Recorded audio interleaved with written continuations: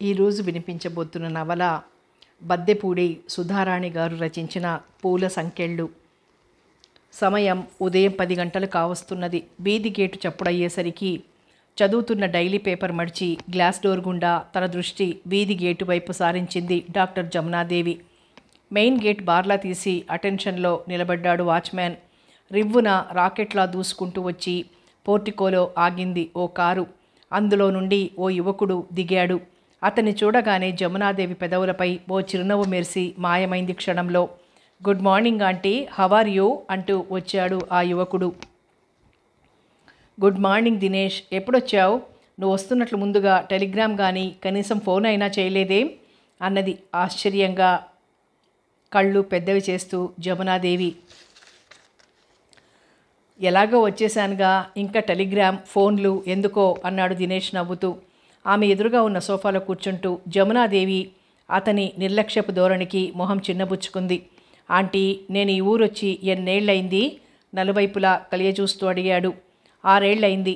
అప్పటికి ఇప్పటికీ నాలో మార్పు ఏమైనా కనిపిస్తోందా? దినేష్ చిరునవ్వుతో అడిగాడు. బాగా పొడవైనావు, మంచి రంగొచ్చావు. నీలో, నీ నడకలో కూడా హుందాతనం వచ్చింది. నీ మాటల్లో నిర్లక్ష్యం, గాంభీర్యం చోటు చేసుకున్నాయి. ముఖ్యంగా చెప్పవలసిందేమిటంటే, నిన్ను చూసిన ఏ ఆడపిల్లైనా నీ నుండి దృష్టి మరల్చుకోలేదు.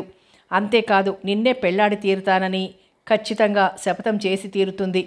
జమునాదేవి దినేష్నే చూస్తూ నవ్వుతూ అంది. పో ఆంటీ, నువ్వెప్పుడూ ఇంతే. ఆనాటికి ఈనాటికి నీలో కొంచెం కూడా మార్పు లేదు. తమాషాగా మాట్లాడతావు అన్నాడు దినేష్. లేదు, నిజమే చెబుతున్నాను దినేష్ అంది జమునాదేవి. అన్నట్టు కబుర్లలో పడి మర్చిపోయాను. అంత దూరం నుండి ప్రయాణం చేసొచ్చావు, బాగా అలసిపోయి ఉంటావు. త్వరగా స్నానం చేసిరా. టిఫిన్ కాఫీ తీసుకుని కొంచెంసేపు విశ్రాంతి తీసుకుందువు గాని కొంత అలసట తీరుతుంది. నిన్ను చూడగానే సంతోషంతో నన్ను నేనే మర్చిపోయాను అంటూ లేచింది జమునాదేవి దినేష్కి కాఫీ టిఫిన్ ఏర్పాటు చేయటానికి. ఆంటీ, ఇప్పుడు బద్ధకంగా ఉంది, స్నానం చేయలేను, కాఫీ ఇవ్వు చాలు అన్నాడు దినేష్. జమునాదేవి క్షణంలో కాఫీ తీసుకొచ్చింది. దినేష్కు కప్పు ఇచ్చి తను కూడా ఓ కప్పు తీసుకుంది. అదేమిటి బాబు, టిఫిన్ చేయవా? వద్దాంటీ, కాఫీ చాలు, ఆకలి లేదు. కాఫీ కొంచెం కొంచెంగా తాగుతూ అన్నాడు దినేష్. కబుర్లు ఏమైనా చెప్పా ఆంటీ? దినేష్ కాఫీ తాగటం ముగించి కప్పు టీపాయ్ మీద పెడుతూ అన్నాడు. ముందు నువ్వు రెస్ట్ తీసుకో బాబు, తర్వాత ఎన్ని కబుర్లైనా చెప్పుకోవచ్చు అన్నది జమునాదేవి. ఆంటీ, చెప్పటం మర్చిపోయాను, సారీ. అమ్మ నిన్ను అడిగినట్లు చెప్పమన్నది. నిన్నోసారి చూడాలనుందట. అంత దూరం నుండి తను రావాలంటే కష్టం, ప్రయాణం చెయ్యలేదు. వారానికి ఒకసారైనా మోకాళ్ల నొప్పులతో బాధపడుతూ ఉంటుంది. ఒళ్ళు నొప్పులు, తలనొప్పి కూడా ఎక్కువగా వస్తుంటాయి. ఆమెకెప్పుడు బెడ్ రెస్ట్ ఉండాల్సిందే. ఆ రోగాల నుంచి అమ్మ ఈ మధ్య చిరాగ్గా ఉంటుంది. ప్రతి చిన్న విషయానికి చిరాకు పడుతుంటుంది. ఏ దేవుడికి తన మీద దయ కలగలేదని గొణుక్కుంటోంది. అమ్మకి వయస్సు పెరుగుతున్న కొద్దీ చాదస్తం ఎక్కువైపోతోంది. నాన్నగారు పోయాక అమ్మ మరీ పిచ్చిదానిలా తయారైంది. దినేష్ చెప్తుంటే జమునాదేవి శ్రద్ధగా వింటూ దినేష్నే చూస్తోంది. దినేష్ మళ్ళీ ఏదో చెప్పబోతుండగా ఫోన్ గణగణ మోగటం, జమునాదేవి రిసీవ్ చేసుకోవటం క్షణంలో జరిగింది. హలో, ఎవరండి? నేనే, జముననే మాట్లాడుతున్నాను. ఓ నువ్వా స్వరాజ్యం? ప్రేమ ఫ్రెండ్స్తో పిక్నిక్ వెళ్ళింది. హాలిడేస్ కదా, కాలేజీకి రాగానే చెబుతానులే. నువ్వు భువనేశ్వర్ నుండి వచ్చినట్లు. ప్రేమ వచ్చాక నువ్వు ఓసారి మా ఇంటికి రా. నిన్ను చూసి 2 ఏళ్లయింది. అనుపమ పుట్టాక నిన్ను చూడనే లేదు అంటూ ఫోన్ పెట్టేసింది జమునాదేవి.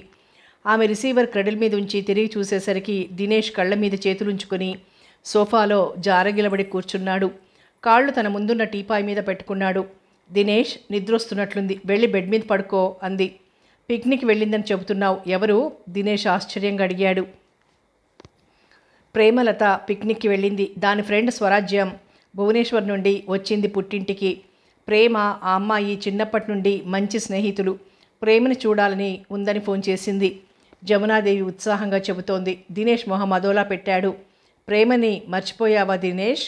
సారీ ఆంటీ, కబుర్లలో పడి అడగటం మర్చిపోయాను అన్నాడు. ఉద్యోగస్తుడు అయ్యాక నీకు కొంచెం గర్వం కూడా వచ్చింది. మతిమరుపుతో పాటు నేనెలా గుర్తుకొచ్చానా అని ఆశ్చర్యంగా ఉంది అంది జమునాదేవి. దినేష్ మొహం అదోలా పెట్టాడు, నవ్వలేదు. ఆంటీ, నీకు పిచ్చి కానీ పట్టలేదు కదా? ఏమిటా మాటలు? మీరు గుర్తు లేకపోతే ఎలా వచ్చాననుకున్నారు? ప్రేమని గురించి అడగలేదనేగా నీకు కోపం? సారీ, ఐఎమ్ వెరీ సారీ అన్నాడు దినేష్. దినేష్ మాటలు విన్న తర్వాత తేలిగ్గా ఊపిరి పీల్చుకుంది జమునాదేవి. ఆంటీ, ఇంకా కబుర్లు ఏమైనా ఉంటే చెప్పేయి దినేష్ నవ్వుతూ అన్నాడు. ఏం కబుర్లున్నాయి? నువ్వు ఉద్యోగస్తుడు అయినావు. ప్రేమని కూడా మెడిసిన్ చదివించాలనుకున్నాను. అది ఇంటర్మీడియట్తోనే చదువుకి ఫుల్ స్టాప్ పెట్టింది. మొన్ననే దాని పరీక్షలు అయిపోయినాయి. పాస్ అయినా ఫెయిల్ అయినా ఇక చదవనని మొండికేసింది. నేనేం చెయ్యను, వాళ్ళ నాన్న పోయారు. దానికి మరీ నేనంటే నిర్లక్ష్యం ఎక్కువైంది. దాన్ని ఆయన బాగా గారాబం చేసి పాడు చేశారు. కనీసం బిఏ వరకైనా చదవమని బ్రతిమాలాను. అది నా మాట వినలేదు. ఇంటర్మీడియట్ పరీక్షలు రాయించేసరికే బ్రహ్మదేవుడు దిగొచ్చినంత పనైంది. ఇక నా వల్ల కాదు దాన్ని చదివించటం. ఫ్రెండ్సు షికార్లు ఉంటే చాలు, దానికి అన్నం నీళ్లు గుర్తుండవు. ఏదో చిన్నతనమని ఆయనేం పట్టించుకునేవారు కాదసలు. ఇప్పుడు అది నా మాట ఏం వింటుంది? దినేష్, నువ్వు ఆ 3 ముళ్ళు వేసావంటే నా బాధ్యత తీరిపోతుంది. నేను ఈ జీవితం నుండి శాశ్వతంగా విశ్రాంతి తీసుకోవచ్చు. నీ రాక కోసం అనుక్షణం 1000 కళ్ళతో ఎదురు చూస్తున్నాను. నీ రాక నాకు 1000 ఏనుగుల బలం ఇచ్చింది. ఇక నాకు కావలసినంత నిశ్చింత. నువ్వు మాత్రం ఎలాంటి అభ్యంతరం చెప్పకు. నీకు కట్నం కావాల్సిన, కానుకలేమైనా కావాల్సినా నేను ఇవ్వటానికి సిద్ధంగానే ఉన్నాను. భగవంతుని దయ వల్ల నా ప్రాక్టీస్ బాగానే ఉంది. నీకు ఎలాంటి లోటు రానీయము. ప్రేమ అభిప్రాయం అడుగుతాను. అది ఒప్పుకున్నా ఒప్పుకోకపోయినా ఈ పెళ్లి జరిగి తీరాల్సిందే. అటు మీ అమ్మ ఆరోగ్యం దెబ్బతిన్నది, ఇటు నేను పెద్దదాన్ని అవుతున్నాను. నేను బ్రతికుండగానే దాని పెళ్లి చేయాలని పట్టుదలగా ఉంది. నువ్వు నా మాట కాదనమనే ధైర్యం నాకున్నది. నువ్వు అంటే చాలు, వెంటనే ముహూర్తం పెట్టించేస్తాను. నువ్వు ఎన్నాళ్ళు సెలవు పెట్టొచ్చావో ఈ లోపుగా పెళ్ళైపోతే ప్రేమని తీసుకుని వెళ్ళిపోవచ్చు. ఏమంటావు? జమునాదేవి చెప్పటం ఆపి బరువుగా నిట్టూర్చింది. పెళ్లి పేరు ఎత్తేసరికే దినేష్ మొహం అదోలా అయిపోయింది. కనుబొమ్మలు చిత్రంగా ముడిపడ్డాయి. దీర్ఘాలోచనలో పడ్డాడు. దినేష్ మొహంలోని మార్పులు గమనించి జమునాదేవి మొహం చిట్లించింది. దినేష్ ప్రవర్తన ఆమెకి బాగా కోపం తెప్పించింది. రాగానే ఈ ఆంటీ సొద ఏమిటి అని చిరాకు పడుతున్నావా దినేష్? జమునాదేవి రాని నవ్వు బలవంతంగా తెచ్చుకుంటూ అడిగింది. ఆంటీ, నీకు చెప్పడానికి ఇంకేం కబుర్లు దొరకనట్లు పెళ్లి సంగతులే చెప్పి బోర్ కొట్టిస్తావెందుకు అని అడగాలనుకుని కూడా తమాయించుకున్నాడు. ఇది సమయం కాదు అన్నట్లు. దినేష్, నీ గురించి ప్రేమ గురించి ఎన్ని తీయని కలలు కంటున్నానో తెలుసా? మీ ఇద్దరికీ పెళ్లి కావాలని, కొడుకు పుట్టాలని, మీ ముగ్గురు సుఖంగా ఉంటే చూసి ఆనందిస్తూ నేను ప్రశాంతంగా కన్ను ముయ్యాలని ఉంది బాబు. నువ్వు మాత్రం ఎలాంటి అభ్యంతరం చెప్పొద్దు. ఓసారి అడిగితే చదువు పూర్తి కావాలన్నావు, మరోసారి అడిగితే ఉద్యోగం రావాలి అన్నావు. అన్నీ పూర్తి అయినాయిగా. ఇక పెళ్లి చేసుకోవటం ఒక్కటే ఆలస్యం. ఈసారి నువ్వు ఏ సాకు చెప్పినా వినదలుచుకోలేదు. ప్రేమని చేసుకోవటం నీకు ఇష్టమే అని చెప్పింది మీ అమ్మ ఓసారి. ఆ మాట విన్న తర్వాతనే నీ మీద మేము ఆశలు పెంచుకున్నది. ప్రేమని చేసుకుంటే అటు మీ నాన్నగారి ఆత్మ, ఇటు మీ మామయ్య ఆత్మ కూడా సంతోషిస్తాయి. నీకు ఇంకా చిన్నతనం పోలేదు. నీకు బిడ్డలు పుట్టాక కానీ బరువు బాధ్యతలు తెలిసిరావు. ఇప్పుడు మేము ఏది చెప్పినా నీకు బోర్గానే ఉంటుంది. ప్రేమ మనస్తత్వం చిన్నప్పటి నుండి తెలిసిన వాడివి నువ్వు. నీ చేతుల్లో దాన్ని పెడితే నాకెలాంటి దిగులు ఉండదు. అదే పరాయి వాడికిస్తే దానికి అతనికి ఏమైనా మనస్పర్ధలు వచ్చినా ప్రమాదం. నేను బ్రతికి ఉన్నంతకాలం మనశ్శాంతి లేకుండా బ్రతకాల్సి వస్తుంది. పరాయి వాడైతే దాన్ని క్షమించడు. ఏ చిన్న పొరపాటు వచ్చినా దాని మనస్తత్వం ఎలాంటి వారికైనా ఒక్కోసారి కోపం తెప్పిస్తుంది.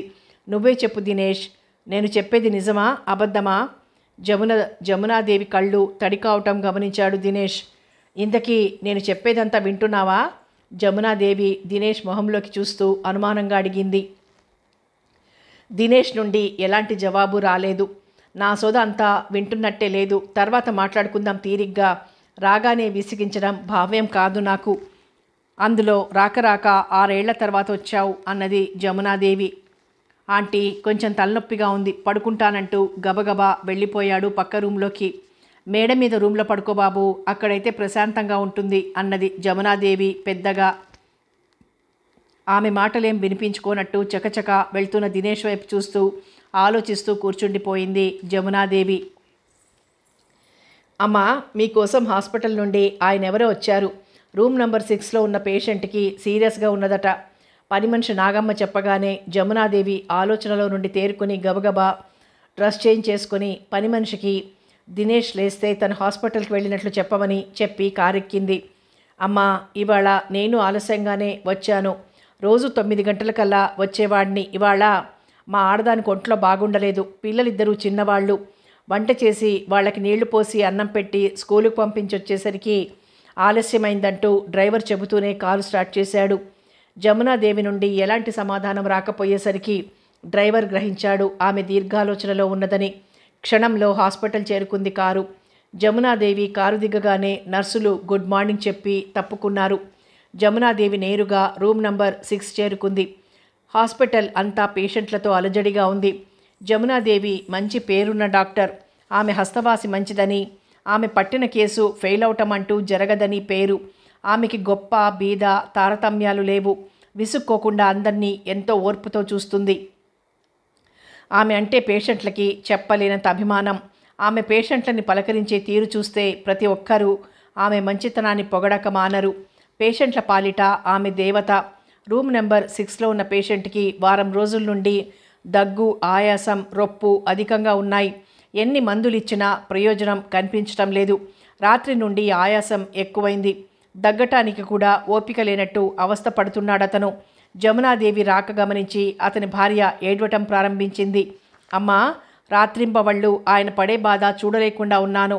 ఆయనకి త్వరగా తగ్గించి పుణ్యం కట్టుకోండి. మీ రుణం ఏదో రకంగా తీర్చుకుంటానమ్మా అంటూ జమునాదేవి రోగిని పరీక్షించి నర్సును పిలిచి ఇంజెక్షన్ ఇవ్వమని చెప్పి మందులేవో రాసిచ్చి ఆ ఇల్లాలికి ధైర్యం చెప్పింది.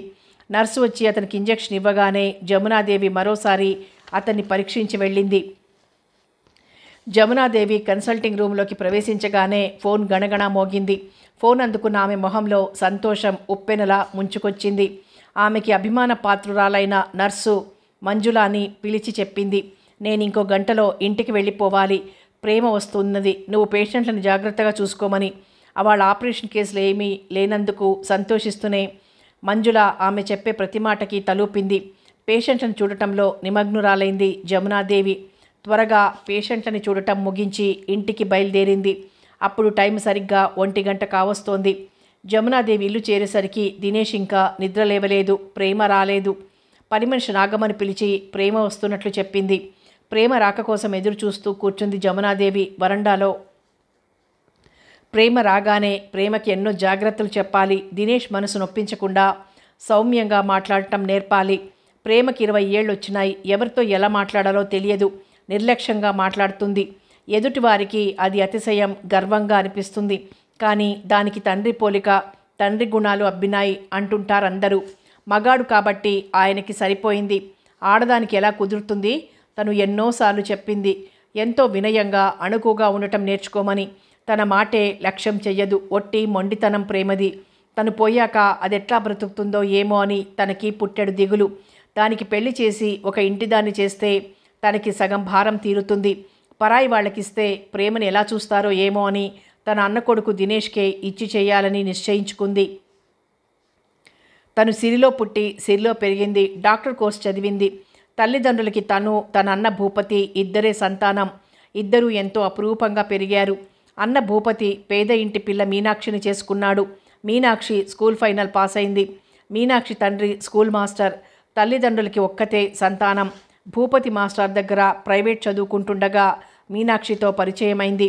ఆ పరిచయమే ప్రేమగా మారి పెళ్లి చేసుకునే వరకు వచ్చింది. అమ్మ నాన్న ఏమీ అనలేదు భూపతిని. మీనాక్షి చక్కదనం చూసి అమ్మ ఎంతో మెచ్చుకుంది. దినేష్ మీనాక్షి కొడుకే. దినేష్కి 6 ఏళ్ళు వచ్చేసరికి తాత, నాయనమ్మ 2 ఏళ్ల తేడాగా ఇద్దరు చనిపోయారు. దినేష్ ఇంటర్మీడియట్ చదువుతుండగా భూపతి ప్లేన్ యాక్సిడెంట్లో చనిపోయాడు. కొడుకుని డాక్టర్ని చెయ్యాలని కలలు కన్న భూపతి పోయాడు. దినేష్కి తండ్రి పోవటంతో చదువు యందు శ్రద్ధ తగ్గింది. ఎలాగో తల్లి బలవంతంతో బీఎస్సీ వరకు చదివాడు. తను మాత్రం మెడిసిన్ చదివింది. తన పెళ్లి చూడాలని అమ్మా నాన్న ఎంతో ప్రయత్నించారు. ఎన్నో సంబంధాలు తెచ్చారు. కానీ నాన్నగారు తెచ్చిన సంబంధాలు తనకి నచ్చలేదు. తనతోనే మెడిసిన్ చదువుతున్న మహిదర్ని ఓ రోజు తన ఇంటికి ఆహ్వానించి తండ్రికి పరిచయం చేసింది. మహిదర్ గొప్పింటివాడు, ఒక్కడే కొడుకు. 2 చెల్లెళ్ళున్నారు మహిదర్కి. వాళ్ళిద్దరూ పెళ్ళిళ్ళు చేసుకుని అత్తవారిళ్ళకి వెళ్ళారు. అమ్మా నాన్న మహిదర్ని చేసుకుంటానికి ఎలాంటి అభ్యంతరం చెప్పలేదు. మహిదర్తో తన పెళ్లి వైభవంగా జరిగింది. తను మహిదర్ స్వంత ప్రాక్టీస్ పెట్టారు. పెళ్ళైన కొన్నాళ్లకి మహిదర్లో అనుకోని మార్పులు వచ్చినాయి. తాగుడు ఎక్కువైంది. రాత్రిళ్ళు ఇంటికి సరిగ్గా వచ్చేవాడు కాదు. అతనిలో అనుకోని విధంగా వచ్చిన ఆ మార్పులకి తను ఎంతో బాధపడేది. కానీ పల్లెత్తు మాట అతన్ని అనేది కాదు. తను ప్రేమని కన్న తర్వాత మహిలో ఏమైనా మార్పు వస్తుందని అనుకుంది. కానీ ఎలాంటి మార్పు రాకపోగా తాగుడు మరింత అధికమైంది. తను ఎంతో నిగ్రహంతో ఓర్పుతో మెలిగింది. కానీ అతను మారలేదు. ప్రేమని మాత్రమే బాగా చూసుకునేవాడు. ఎంతో గారాబం చేసేవాడు. ఓనాడు అతని బట్టల బీరువా సర్దుతుండగా అతని డైరీ కనిపించింది.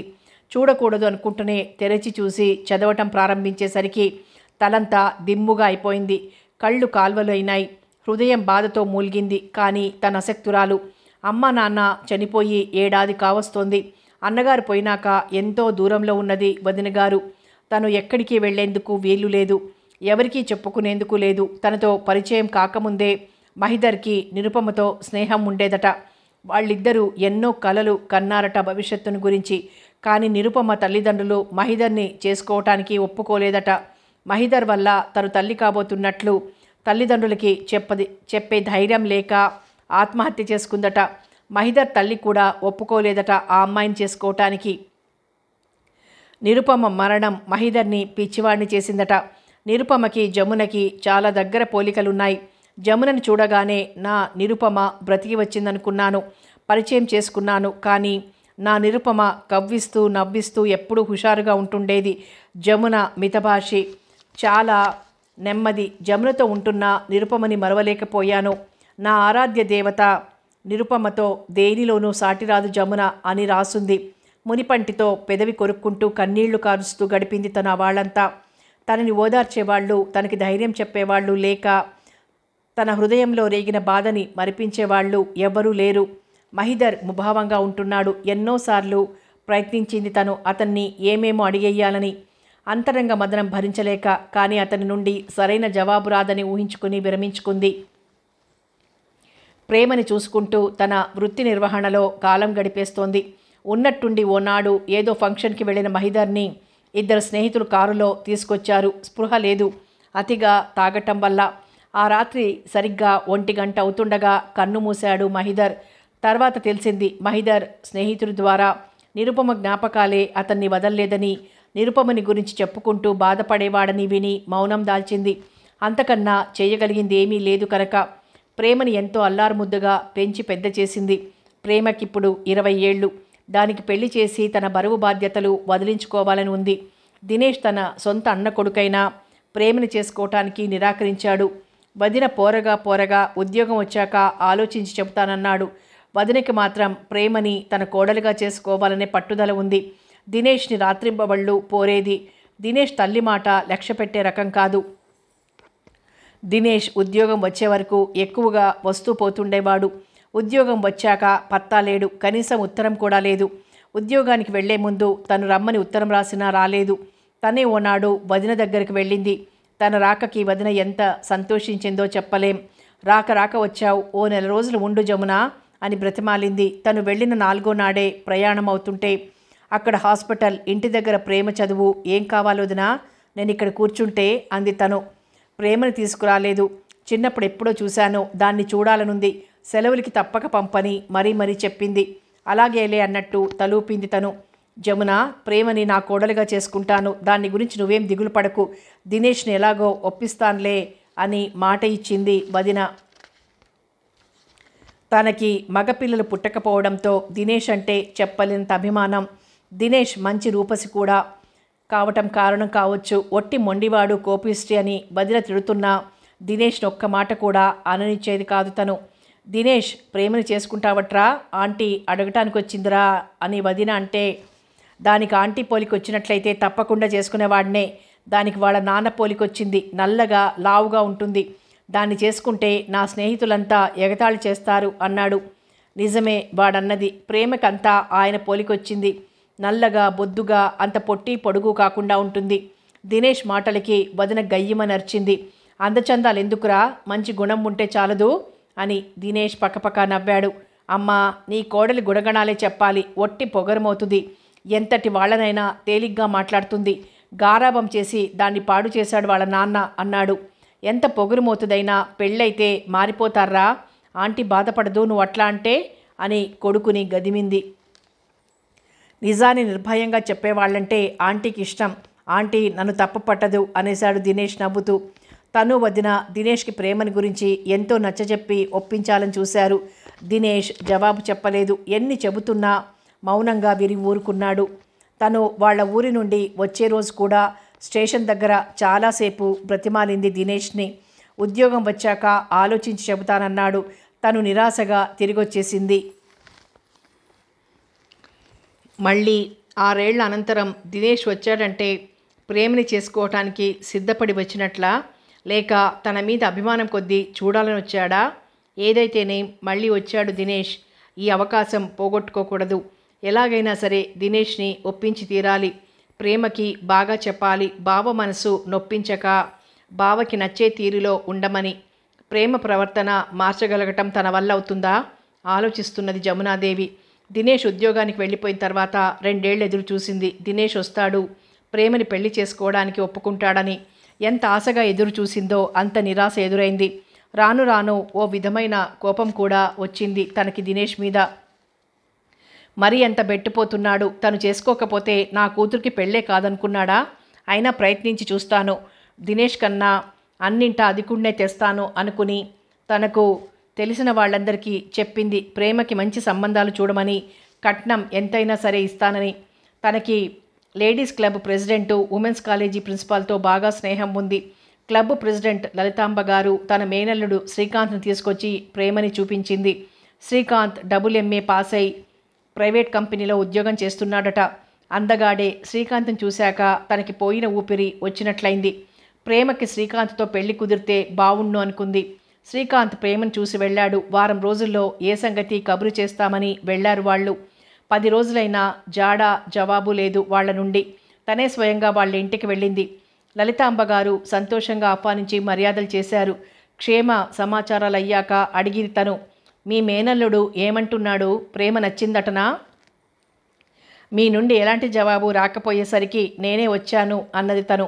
ఆమె నుండి ఎలాంటి సమాధానం వినవలసి వస్తుందో అని జంకుతూనే, సారీ జమున, వాడికి నచ్చలేదట మీ ప్రేమ. నేనెంత నచ్చజెప్పినా వాడు వినలేదు. ఏం చేయమంటావు? వాడెవరో ప్రొఫెసర్ గారి అమ్మాయిని చేసుకుంటానని చెప్పాడు. బహుశా ఆ సంబంధమే ఖాయం చేసుకున్నారనుకుంటాను అని చావు కబురు చల్లగా చెప్పింది. తన మనసంతా వికలమైపోగా నిరాశగా తిరిగొచ్చేసింది. వారం రోజుల తర్వాత ప్రిన్సిపాల్ రుక్మిణీదేవి ఒక సంబంధం తెచ్చింది. అతను మెడిసిన్ చదివాడు, బాగానే ఉన్నాడు. అతని పేరు అనిలట. ప్రేమను చేసుకోవటానికి ఒప్పుకున్నాడు. తనకి దినేష్ క్షణక్షణానికి గుర్తుకొచ్చిన మనసు ఎలాగో గట్టి చేసుకొని తను ఒప్పుకుంది. ఎలాగూ దినేష్ ఒప్పుకోడు కదా అని. కానీ ప్రేమ మొండికేసింది. డాక్టర్ అయితే నేను చేసుకోను అని. తను ఎంతో బ్రతిమాలింది, నచ్చజెప్పింది. ప్రేమ ఒప్పుకోలేదు. ఇష్టం లేని పెళ్లి చేసి నా గొంతు కోయకు అని ఏడ్చింది. ప్రేమని ఎదిరించి చేసేదేమీ లేదు కదా అని ఊరుకుంది. ఆ సంబంధం తప్పిపోయింది. తర్వాత 2-3 సంబంధాలు వచ్చినాయి. వాళ్ళకి ప్రేమ నచ్చలేదు. నలుపు వద్దన్నారు. ప్రేమకి పెళ్లి కాదేమో అని దిగులు పట్టుకుంది. దానికి తోడు ప్రేమకి ఈ మధ్య ఆడ స్నేహితులతో పాటు మగ స్నేహితులు కూడా తోడైనారు. 2-3 సార్లు వాళ్ళని ఇంటికి కూడా తీసుకొచ్చింది. వాళ్లతో సినిమాలు, షికార్లకు కూడా వెళ్ళసాగింది. ఇట్లా తిరగటం అలవాటు చేసుకుంటే నీకు ఈ జన్మలో పెళ్లి కాదని ఎన్నోసార్లు కోప్పడి చెప్పింది తను. మమ్మీ, నేనే తప్పు చేయటం లేదు. స్నేహం చేసినంత మాత్రాన చెడిపోతారా? వాళ్లతో నేనేం హద్దు మీరటం లేదు. నా జాగ్రత్తలో నేనుంటున్నాను అనేసింది. నువ్వు తప్పు చేశావు అనలేదు. ఇది పాడులోకం. తీరి కూర్చుని రకరకాలుగా ప్రచారాలు చేస్తుందని చెప్పింది తను. అలాంటి పనికిమాలిన ప్రచారాలకి నేనేం భయపడను. నీకు తలవంపులు తెచ్చే పనులు నేనేం చెయ్యను అనేసింది మొండిగా. ఇక దానితో వాదించి ప్రయోజనం లేదని ఊరుకుంది తను. ఒకసారి ఒక తెలిసిన డాక్టర్ గారు పెళ్లి సంబంధం తెచ్చారు. ఆయన తమ్ముడి కొడుకేట వరుడు. మధుకర్ ఇంజనీరట. అతను ప్రేమని చూడటానికి వస్తే ఆ సమయంలో ప్రేమ స్నేహితులు 2 వచ్చారు. ప్రేమ వాళ్ళని మధుకర్కి తన ఫ్రెండ్స్గా పరిచయం చేసింది. మధుకర్ మొహం అదోలా అయిపోయింది. ప్రేమని చిరాగ్గా చూశాడు. తర్వాత అతను స్పష్టంగా చెప్పేశాడు, ఆ అమ్మాయి క్యారెక్టర్ అంత మంచిది కాదనిపిస్తుంది. చూస్తూ చూస్తూ అలాంటి అమ్మాయిని ఎట్లా చేసుకోవటం అన్నాడు. ఆ వాళ్ళంతా ప్రేమని తను తిట్టింది, కొట్టబోయింది. కానీ ప్రేమ మొండిగా తయారైంది. తనని ఒక శత్రువుని చూసినట్లు చూడసాగింది. తను ఎవరి కోసం బ్రతుకుతున్నదో అదే అట్లా తయారయ్యేసరికి తను పడ్డ క్షోభ అంతులేనిదైంది. ప్రేమ కూడా దూరమైతే తను బ్రతకలేదు. ప్రేమ తనకి ఎదురు తిరిగి ఇంట్లో నుంచి కూడా వెళ్ళిపోవటానికి సిద్ధమైతే తనేం కావాలి? అటువంటి పరిస్థితి తను తెచ్చుకోకూడదు అనుకుంది. ప్రేమలో మార్పు తేవటానికి మెల్లగా ప్రయత్నించాలి అని నిశ్చయించుకుంది. ప్రేమ పిక్నిక్ ఉండి వస్తుంది. దానికి మెల్లగా నచ్చజెప్పాలి. బావ ఉండగా నీ తిరుగుళ్ళు కట్టిపెట్టమని, నీ ఫ్రెండ్స్ని తీసుకురావద్దని. దినేష్ ఇన్నాళ్ల తర్వాత రావటం తన అదృష్టం. భగవంతుని దయ వల్ల దినేష్ ప్రేమని పెళ్ళాటానికి ఒప్పుకుంటే అంతే చాలు అనుకుంది జమునాదేవి. మమ్మీ, ఏమిటంత దీర్ఘాలోచనలో ఉన్నావు? ప్రేమ వచ్చి జమునాదేవి భుజాలు పట్టుకుని ఊపింది. వచ్చావా ప్రేమ? నీకోసమే ఎదురు చూస్తున్నాను అన్నది ఉత్సాహంగా ఆలోచనల నుండి తేరుకుంటూ. ఆలోచనలో పడి నేను వచ్చిందే గమనించలేదు, నా కోసం ఎదురు చూస్తున్నానని చెబుతున్నావు, ఎలా నమ్మటం అన్నది కళ్ళు చక్రాల తిప్పుతూ. ప్రేమ మాటలకి జమునాదేవి నవ్వకుండా ఉండలేకపోయింది. ప్రేమ, దినేష్ వచ్చాడు అన్నది జమునాదేవి ప్రేమ మొహంలో రాబోయే మార్పులు గమనిస్తూ. ఇప్పటికీ గుర్తొచ్చామన్నమాట. ఎందుకొచ్చాడంట అన్నది మొహం అదోలా పెట్టి. మెల్లగా మాట్లాడు, దినేష్ వెంటే బావుండదు. జమునాదేవి గాబరాగా చుట్టూ చూస్తూ అన్నది. వింటే ఏం చేస్తాడు? అలిగిపోతాడు అంతేగా. ఇప్పుడు 6 ఏళ్ల తర్వాత వచ్చాడు, ఈసారి 10 ఏళ్ల తర్వాత వస్తాడు అంతేగా అనేసింది తేలిగ్గా. ప్రేమ, దినేష్ ఎంత అందంగా ఉన్నాడనుకున్నావు? ఇప్పుడు పిల్లనిస్తామని ఎంతోమంది అడుగుతున్నారట. లక్షల కట్నాలు ఇస్తామని బేరాలు పెడుతున్నారట. కానీ ఏ ఒక్క పిల్ల నచ్చలేదట దినేష్కి. నువ్వైనా నచ్చుతావో లేదో అడగాలనుకుంటున్నాను మళ్ళీ. మంచి అందమైన అమ్మాయి, BA చదివి సంగీతం వచ్చిన అమ్మాయి కావాలట తనకి. నల్లగా ఉన్నా, చదువు తక్కువైనా, సంగీతం రాకపోయినా చచ్చినా చేసుకోడట. అట్లా చేసుకుంటే తనకి అవమానమట. జమునాదేవి చెబుతుంటే ప్రేమ రోషంగా తలూపింది. ఓహో, చాలా కోరికలున్నాయి అబ్బాయి గారికి. అత్యాసలకి పోయేవాళ్ళకి మంచి గుణపాఠం చెప్పాలి అంది కోపంగా. ఏం చేస్తాం, అలాంటి వాళ్ళకి మనం ఏం చెప్పగలం అన్నది జమున తను వేసిన ప్లాను ఫలించబోతున్న సూచనలు కనిపించినందుకు సంతోషిస్తూ. ఏం చేస్తానా, బావని నేనే చేసుకొని ఆయన కోరికలన్నింటికీ కట్టకట్టి గంగలో కలిపేస్తాను. ఓనాడు నన్ను ఎగతాళి చేశాడు, నేను గొంతెత్తి పాడితే గాడిదలు వస్తాయని. నీకు చదువు రాదు, నిన్నెవడు చేసుకోడు అనేవాడు. నీకన్నా 1000 రెట్లు బాగుంటుంది మా ఇంట్లో పనిచేసే అప్పలమ్మ అనేవాడు. ఆ మాటలన్నీ నా మనసులో గూడు కట్టుకునే ఉన్నాయి. నేనే చేసుకుంటే తనని ఏ సమాధానం చెబుతాడో చూడాలి. దినేష్ గర్వం అణిచి తీరుతాను అన్నది ప్రేమ. అమ్మయ్య, పర్వాలేదు, ప్రేమ దారిలోకి వచ్చిందనుకుంది జమునాదేవి. ప్రేమ, నీ ప్రయత్నాలు ఫలించాలంటే చాలా తెలివిగా ఉండాలి. రోషావేశాలతో ఏ పనులు సాధ్యపడవు అని హెచ్చరించింది జమునాదేవి. రాక వచ్చిన దినేష్తో ఏం తగులాడుతుందో అని భయపడుతూ. మమ్మీ, నువ్వేం భయపడకు, అన్ని విషయాలు నేను చూసుకుంటాను. దినేష్ పొగరనచడమే నాకు కావాల్సింది అన్నది ప్రేమ. దినేష్ నీకన్నా ఘటికుడు, నిన్ను మించిన రోషగాడు, మొండిఘటం. చూద్దాం ఎవరిది గెలుపో చివరికి అనుకుంది మనసులో జమునాదేవి. ప్రేమని దగ్గరగా కూర్చోపెట్టుకొని ఎన్నో జాగ్రత్తలు చెప్పింది. ప్రేమ తల్లి చెబుతున్న మాటలు వింటూనే ఆలోచిస్తోంది ఏదో దీర్ఘంగా.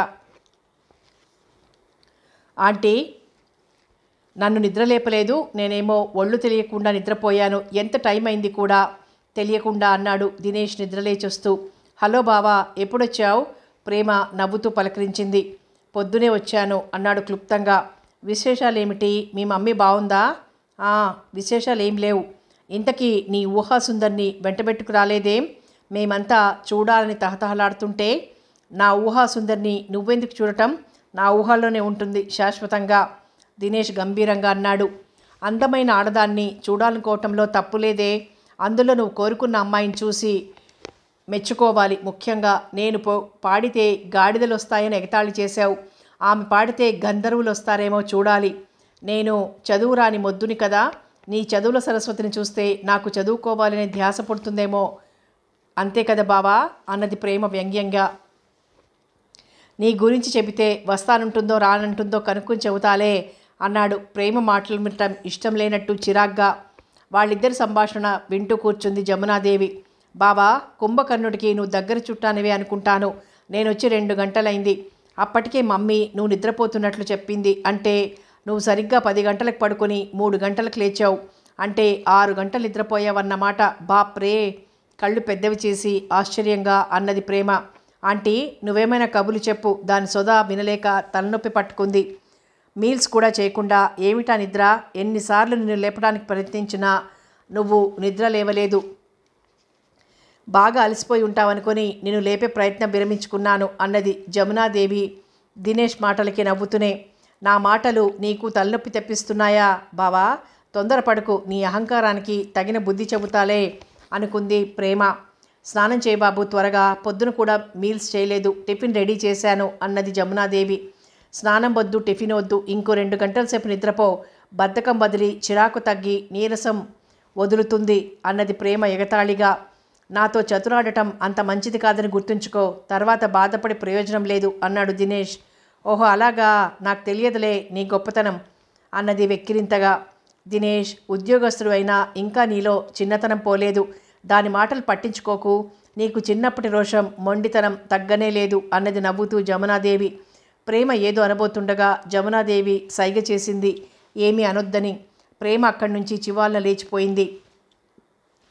జమునాదేవి దినేష్ చాలాసేపు కబుర్లు చెప్పుకున్నారు.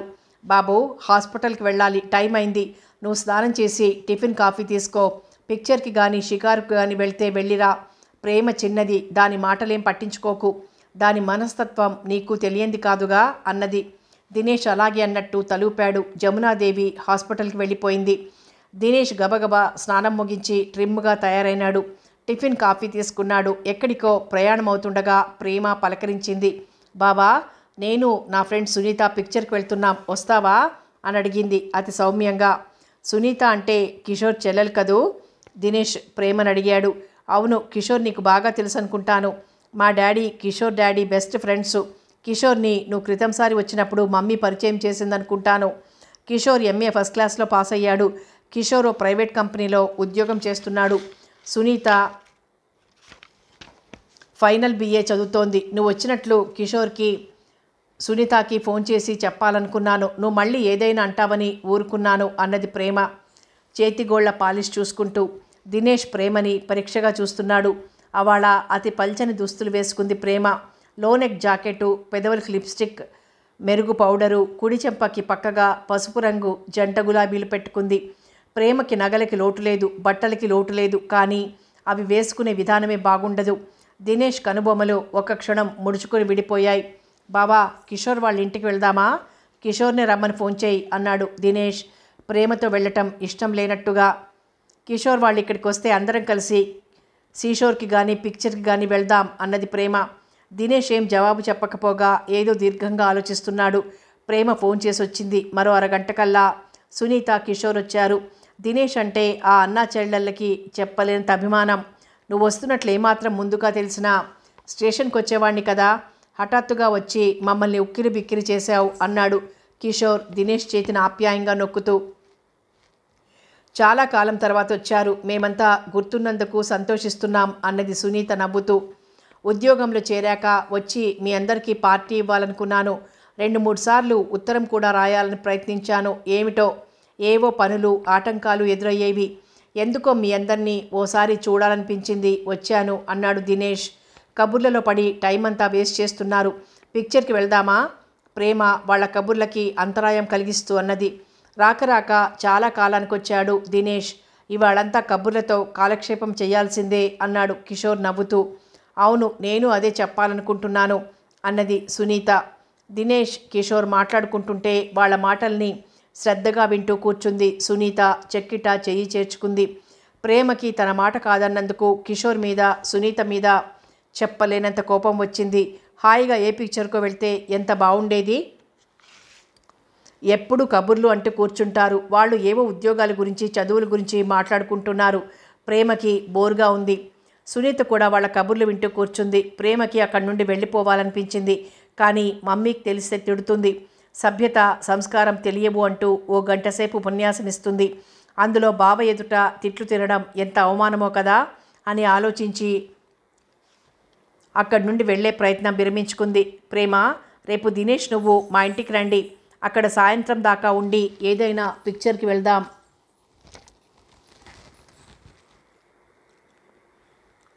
దినేష్ ఇంకా 10 రోజుల కన్నా ఎక్కువ ఉండనంటున్నాడు. ఈ 10 రోజులు దినేష్తో జాలీగా గడపాలి అన్నాడు కిషోర్.